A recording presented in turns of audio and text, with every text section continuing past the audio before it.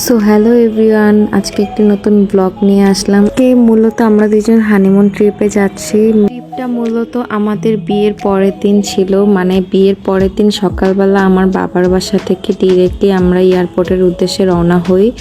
দেন ওখান থেকে আমরা কক্সবাজারে যাব। সে তো এতটাই টায়ার্ড, আমার ঘুমায় গেছে। দেন আমরা এয়ারপোর্টে পৌঁছাই, ওকে বললাম যে আমার একটা বুমারাং করো, সে বুমারাং।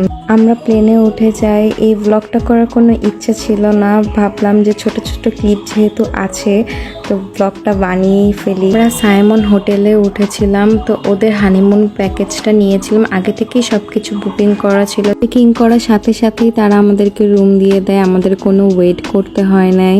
রুম থেকে শুধু একটুখানি ভিউ দেখা যাচ্ছিল বিচের, আমি তাতেই স্যাটিসফাই। আমরা 2 রাত 3 দিন থাকি, তো রুমের কস্ট পড়েছিল 20,000 টাকা। তো এটা হানিমুন প্যাকেজের পর হোটেল থেকে রেডি হয়ে ডিরেক্ট আমরা বিচে চলে যাই।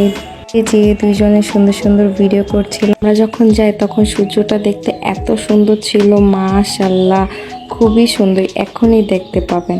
আর আমাদের দুইজনকে দেখুন, সুন্দর লাগছে তো, কেউ মাশাআল্লাহ বলতে ভুলবেন না। কিন্তু আমাদের ছবি তোলার মতন কেউ ছিল না, তো দুইজনের ছবি তুলছিলাম, ভিডিও করছিলাম, তো এইভাবে মজা করছিলাম।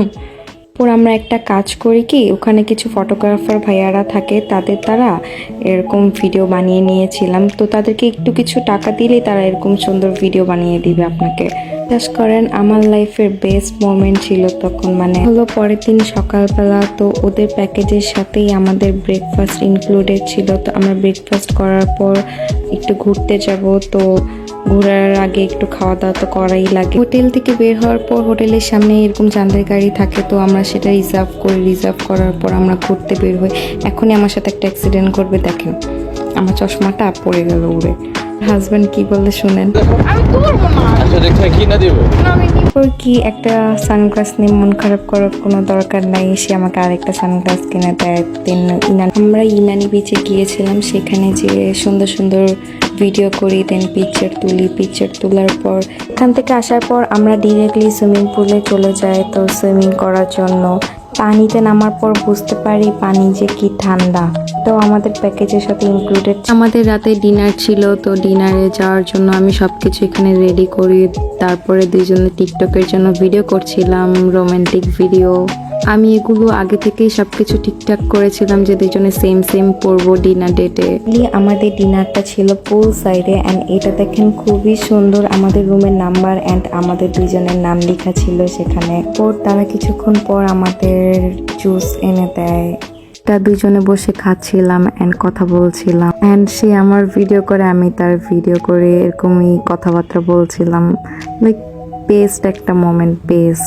দুইজনে বসে টাইমটা এনজয় করছিলাম অ্যান্ড ওখানে খুবই সুন্দর একটা পিক চলছিল রোমান্টিক। তো এইভাবে বসে বসে ভিডিও করছিলাম, ভালোই লাগতেছিল।